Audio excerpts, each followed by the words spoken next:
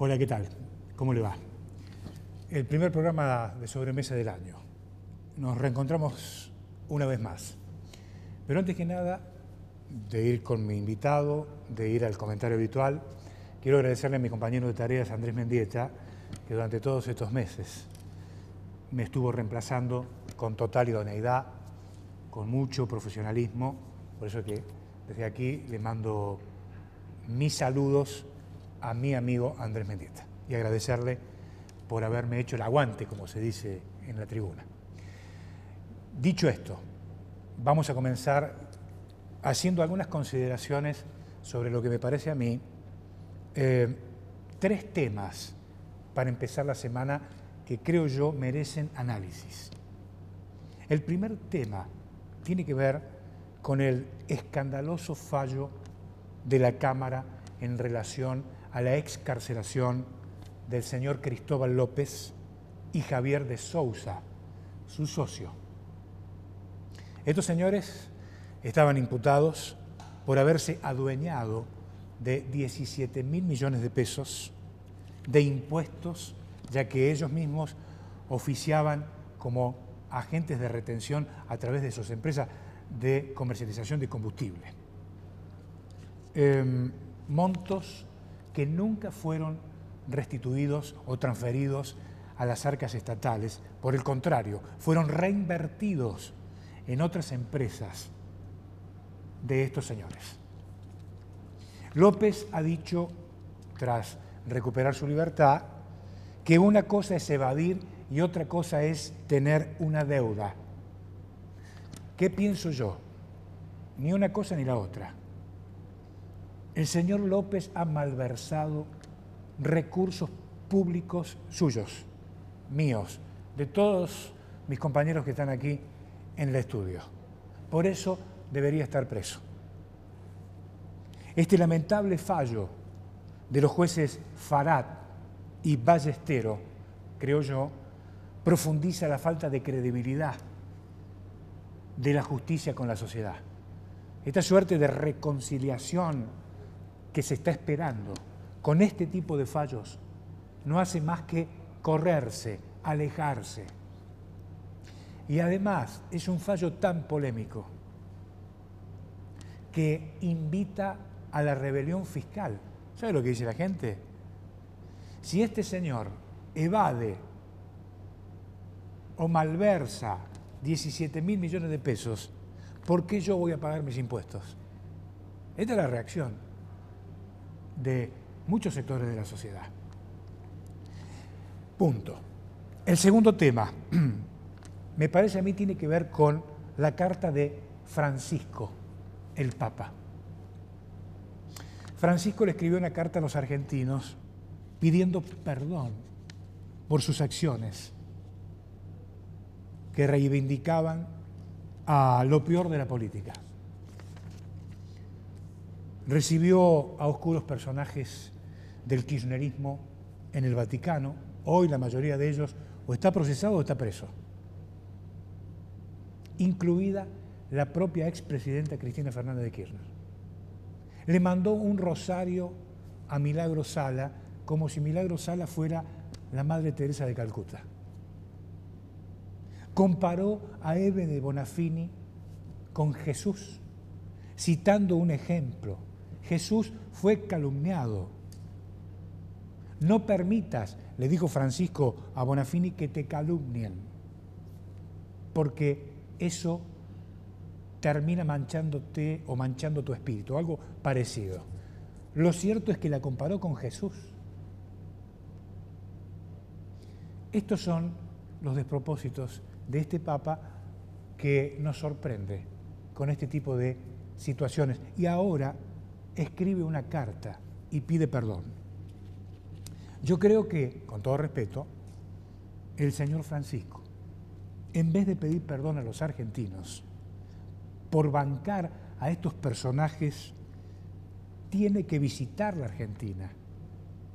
Esto es lo que tiene que hacer el Papa, para reconciliar a los argentinos y reconciliarse él con los argentinos.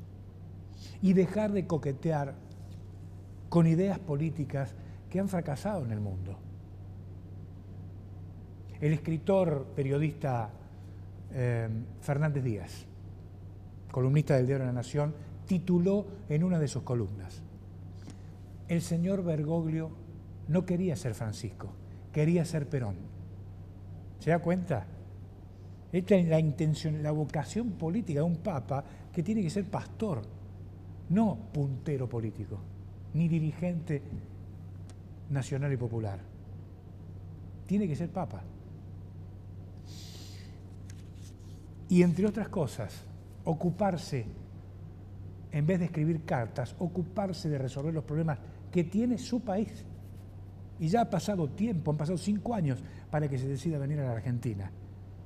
Juan Pablo II mandó al cardenal Zamoré, ¿se acuerda? El conflicto por el Beagle. Estábamos a punto de ir a una guerra y el Papa polaco mandó a su emisario para que negocie entre el presidente Pinochet y el presidente Videla y logró evitar una guerra, porque había una grieta, naturalmente. Bueno, aquí hay una grieta en la Argentina hoy y tenemos un papa propio, incapaz de tener la voluntad de venir a resolverlo. Por eso me parece a mí que procurar pedir perdón a través de una carta no resuelve absolutamente nada, salvo que el Papa esté preocupado por el malestar que hay con su figura de amplios sectores de la sociedad argentina en medio del debate por el tema del aborto. El Papa está para ser pastor, no para opinar sobre la inflación ni para atraer inversiones. Por eso digo que está confundido. El tercer punto que quería compartir con ustedes tiene que ver con una frase del presidente de la República ayer en un canal de tirada nacional, que realmente me impactó porque es un tema que venimos planteando, al menos en esta casa, desde hace mucho tiempo. Quiero que la dirigencia, dijo el presidente, que la dirigencia demandante de este país me acerque una idea de cómo bajar el gasto, una idea de cómo bajar la inflación, una idea, en definitiva. Lo mismo podríamos decir sobre la dirigencia en la provincia de Jujuy. Una idea, muchachos, una. La vida no es solo pedir en forma interminable. No se termina más. Acá lo que se necesitan son ideas. Y por eso el presidente ayer fue enfático en esto. Frase que tomamos y compartimos y la ponemos a consideración de ustedes para que se analice lo que está pasando aquí también en Jujuy. Hay un sector de la sociedad muy demandante. No desde hace un mes, desde hace décadas. Sin ninguna idea para aportar. Ninguna, ¿eh? En definitiva, para comenzar la semana, tenemos un fallo muy polémico que promueve la rebelión fiscal con la salida en libertad de Cristóbal López. El otro tema, una carta de Francisco que a mi criterio no resuelve absolutamente nada. Y el tercer tema tiene que ver con la frase del presidente. Muchachos, acérquenme una idea. En un minuto vuelvo y hablo con el titular del ANSES, Carlos Carrillo.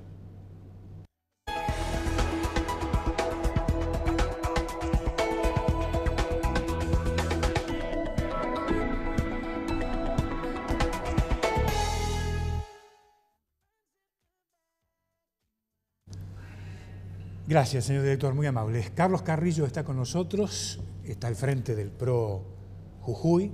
No es una tarea menor, es una tarea de todos los días de construcción de este nuevo espacio político que hoy gobierna la Argentina, naturalmente, y que seguramente tiene aspiraciones en un futuro razonable de gobernar la ciudad.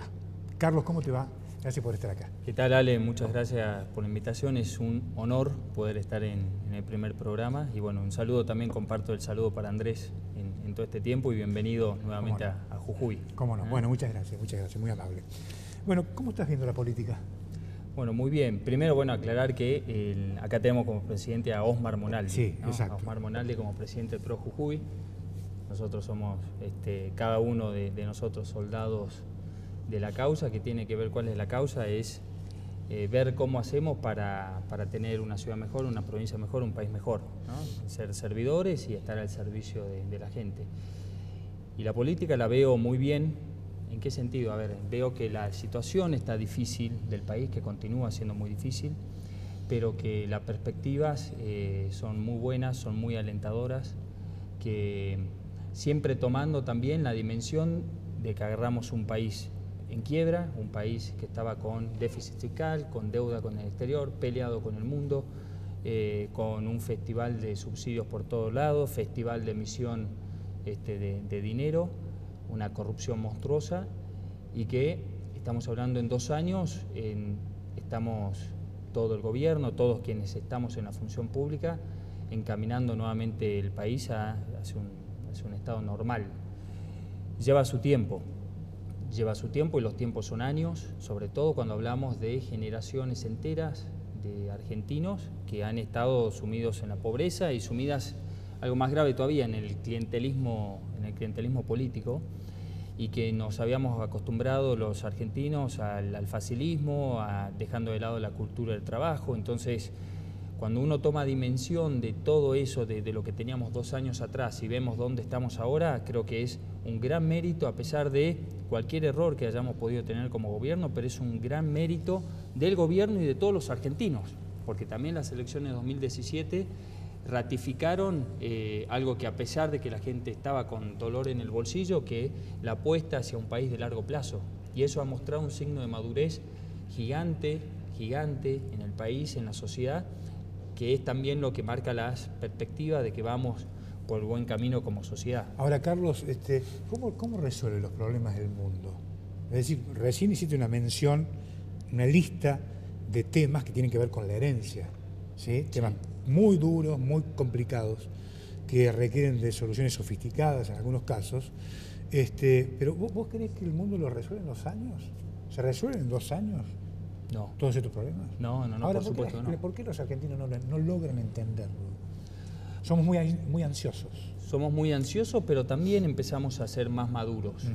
Y eso lo notamos, y todos creo, ¿no? Todos estamos tomando un cambio, estamos generando un cambio. El gran cambio que se está generando, que se está gestando en Argentina, tiene que ver con eso, con empezar a mirar, empezar a dejar de ser un país adolescente para ser un país maduro, para entender de que las cosas no se cambian en 2 años.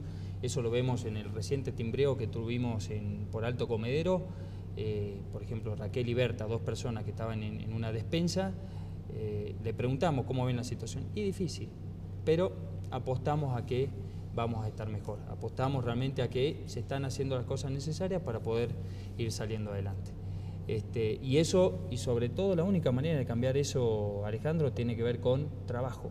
Trabajo no es ni más ni menos, ocuparse y tener el foco en el servicio a la gente. Porque si yo no tengo el foco en el servicio a la gente y tengo el foco en la política, en las conjeturas, en esto y lo otro, en la corrupción, como era el eje del gobierno anterior, que el foco fue un gobierno que llegó por la corrupción y para la corrupción, y bueno, ahí sí, perdés el eje y no hay soluciones que puedan llegar, porque todo pasa por de qué manera puedo sacar tajada. Ahora, cuando uno tiene un equipo de trabajo con gente idónea, fundamental también, grupo de trabajo con gente idónea, al servicio de la gente, los problemas se resuelven en distintos plazos, digamos, lleva su tiempo, pero se resuelven. Ahora, ayer lo escuchaba el presidente de la República, le preguntaban, presidente, ¿por qué demoran tanto las inversiones? ¿No? Es decir, ¿cómo es el proceso de confianza en un país? Es decir, ¿qué tiene que pasar en un país para que las inversiones definitivamente tomen la decisión de apostar? Bueno, habría que preguntarle a los propios inversores. Ha habido realmente grandes inversiones quizás más puntuales o más sectorizadas, ¿no? En lo que hace el sector automotriz, el campo. El presidente estuvo recientemente en la exposición del agro y valoró todo el trabajo que venía haciendo el campo, y que fue un sector que sí respondió a esas expectativas que generó, digamos, el gobierno. Tuvo la apertura de decir, bueno, a ver, muchachos, ¿qué necesitan para poder producir más? Bueno, esta medida, bueno, se tomaron esas medidas y el campo respondió. Lamentablemente también tenemos eso de que tenemos inundaciones en el norte y sequía en la pampa húmeda. Entonces, bueno, son contextos que tampoco ayudan para una recuperación más rápida, pero ha sido realmente un sector que ha apoyado. Ahora, después tenemos sectores más puntuales y que, bueno, habría que, justamente esto que dice el presidente, decir, bueno, muchachos, sentémonos en la mesa y empecemos a ver de qué manera podemos ir generando este grado de inversiones necesario. Pero es una pregunta que la tendrán que responder más bien los inversores. Todo creo que pasa por la confianza. Claro, pero digo, poniéndome un poquito en la cabeza de los inversores, venimos de 17 años de despropósito, ¿no? Es decir, ¿vos crees que en 2 años se renueva la confianza? No. Tal cual. Pues es digo, construcción de vínculos. Es una construcción de vínculos. Exactamente. ¿No? Que va a llevar tiempo, me parece a mí. Lleva su tiempo, lleva su confianza y depende de cada sector en particular también. Porque hay medidas que han favorecido rápidamente a algunos sectores y hay otros sectores por ahí que dependen más también de esta proyección de reducción de carga impositiva y de costos laborales, en los cuales el gobierno ha presentado un paquete de medidas que tienen que ver con ese incentivo a poder tener personal en blanco, a tomar personal, tenerlo en blanco y poder ganar en competitividad. El gran problema que tiene Argentina, y lo están marcando todo el gobierno en los últimos meses, tiene que ver, y todos los sectores en realidad tienen que ver con la competitividad. Ese es el desafío. Y en eso que vos comentabas del tema de las ideas, es fundamental que los gremios acerquen ideas, que las cámaras acerquen ideas, que todos nos sentemos a pensar de cómo podemos ser más competitivos. Porque va a ser la única forma de venir y de invertir. Digo, yo voy a poner un peso en un país que en determinado sector no es competitivo y no. Entonces ahí es donde tenemos que todos juntos ver de qué manera y qué tipo de medidas se requieren para poder ser más competitivos. Y requiere eso de mucha responsabilidad y mucha seriedad en esas negociaciones por parte de los distintos sectores. Carlos, yo sé que vos tenés un sueño, un proyecto que tiene que ver con la idea de en algún momento poder gobernar la ciudad, ¿no? ¿Qué ciudad te imaginás para los próximos 15, 20 años? Bueno, el sueño, como siempre decimos, tiene que ver con de qué manera podemos en equipo, porque esto es fundamental, en equipo podemos ir aportando ideas, proyectos para todos estar mejor, en la ciudad, en la provincia y en el país. Con lo cual, si vos me decís qué ciudad me imagino en 15, 20 años, sí, me imagino una ciudad que el mundo hable de Jujuy, que en Perú digan, de San Salvador de Jujuy, mirá vos, qué linda ciudad, estuve ahí, qué lindo, que es una ciudad verde, una ciudad limpia, una ciudad conectada, una ciudad pujante, una ciudad con industrias, con empleo, con crecimiento, con una ciudad que aproveche la cruz que tenemos. Tenemos una cruz que tenemos corredor andino y eje turístico y cultural. Estamos en una ubicación estratégica inmejorable. Ahora, depende de los propios jujeños de que aceptemos el desafío de decir cómo construimos esa ciudad, cómo esa visión de largo plazo, cómo vamos camino hacia eso. Y para eso tenemos 2 grandes desafíos: generación de puestos de trabajo en el sector privado y un desarrollo urbanístico integral. Esos son los 2 grandes ejes que cuando estuvimos en Japón, invitados el año pasado, comentamos ante el Banco Mundial y la comitiva de los distintos países que consideramos que tiene San Salvador de Jujuy. Tenemos enormes potencialidades, se está haciendo trabajos, digamos, se está avanzando en muchas cuestiones, pero hay un gran camino, muchos pasos que tenemos que dar para poder llegar. Y eso se logra, de nuevo, con equipos de trabajo, con gente idónea y que esté al servicio de la gente y que rompamos paradigmas. Y esto es, digamos, todos tenemos que hacer esa autocrítica de decir, bueno, qué ciudad nos imaginamos, qué ciudad pensamos y pensar a lo grande, rompiendo el paradigma de lo que ya conocemos. Y hay que arriesgarse, hay que ir hacia lo desconocido, porque esa es la manera de crecer. Ustedes me dan la sensación que van en acción correcta, me parece a mí, en relación al comportamiento de los partidos tradicionales. Los partidos tradicionales carecen, creo yo, hoy de equipos. Es decir, no hay equipos. O están agotados, en todo caso. Ustedes están en la otra tarea, en la tarea de formación permanente de cuadros. Sí, hablo, si se quiere, por el PRO, lo que es el... No, está bien, pero es lo que yo veo. Yo veo los partidos tradicionales no tienen equipos. No tienen. Ahora, ustedes veo permanentemente que están formando gente. Es la única manera de crecer. La única manera de realmente de generar cambios de largo plazo, de ser, digamos, de ponernos en el lugar de estadistas y poder decir realmente qué país queremos a 20, 30 años, de pensar en lo importante, como dice uno de los directivos que me acompañan pensando Jujuy. pensemos en lo importante, más allá de lo urgente. Lo urgente nos tapa la gestión. Tengámonos el tiempo para pensar las cosas realmente de qué es lo que vamos a... pensemos el futuro. Eso es pensar el futuro de una ciudad, de una provincia, de un país. Y en eso el PRO, hablo de nación, de todo el territorio nacional, es un partido sí que se caracteriza claramente por eso. Márcame algunos ejemplos claros, concretos de referentes nacionales. Puede ser Horacio Rodríguez Larreta en la ciudad autónoma de Buenos Aires, María Eugenia Vidal, en fin, pero me gustaría que me lo marques vos. De aspectos puntuales de gestión concreta. ¿Comenzó esta obra? ¿Se terminó esta obra? Perfecto. Bueno, arrancamos primero con el presidente de la Nación, Mauricio Macri. Sí. Una persona que permanentemente tiene reuniones de gabinete y eso lo vemos nosotros con seguimiento claro de cada uno de los ejes de trabajo que se va proponiendo y eso se derrama hacia abajo. Eso se derrama con un Guillermo Dietrich, ministro de Transporte, con las distintas obras que se van dando a nivel del país, obras que se inician y se concluyen. Acá en la provincia de Jujuy se había anunciado la obra del aeropuerto, bueno, ya está avanzada la obra del aeropuerto y Dios quiera que también se pueda inaugurar dentro de los plazos previstos. Hablábamos en temas de conectividad de puertos, de aeropuertos, de ferrocarriles, de autopistas, bueno, se está avanzando en eso en todo el país, como nunca antes se había hecho. De hecho, los despachos de cemento marcaron récord históricos de la cantidad de cemento que está utilizando la obra pública. Por el otro lado, Frigerio, ministro del Interior, la articulación con las distintas provincias que viene haciendo. Se llegó al pacto fiscal al fin del año pasado, justamente por las gestiones y por la buena gestión que lleva adelante el ministro Frigerio. Horacio Rodríguez Larreta en la Ciudad de Buenos Aires. Un jefe de gobierno que se compromete con las obras públicas, inclusive hasta con una aplicación que se baja el celular, en la cual uno puede ver la evolución de las obras desde un celular a ese nivel. María Eugenia Vidal, con todo lo que implica haber tomado las riendas de una provincia de Buenos Aires diezmada por la corrupción, por el narcotráfico, por la pobreza y llevándola hacia el camino de la normalización. Realmente, y así nos vamos encontrando con distintos ejemplos en el ámbito nacional, provincial, en el cual surgen realmente, se ve este trabajo de gestión que es lo que quiere el presidente, permanentemente gestión.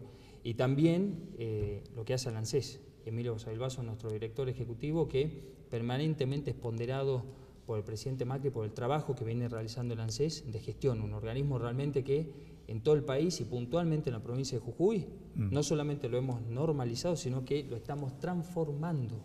Un organismo que necesitaba de gestión, que necesitaba de cercanía con la gente, llevar soluciones. Todavía nos queda mucho, por supuesto, nos queda mucho por avanzar en tema de calidad, de eficiencia y todo, pero realmente el trabajo que se vio en estos ni siquiera 2 años, año y 9 meses que llevamos, realmente es un trabajo que habla muy bien de esto, de la gestión.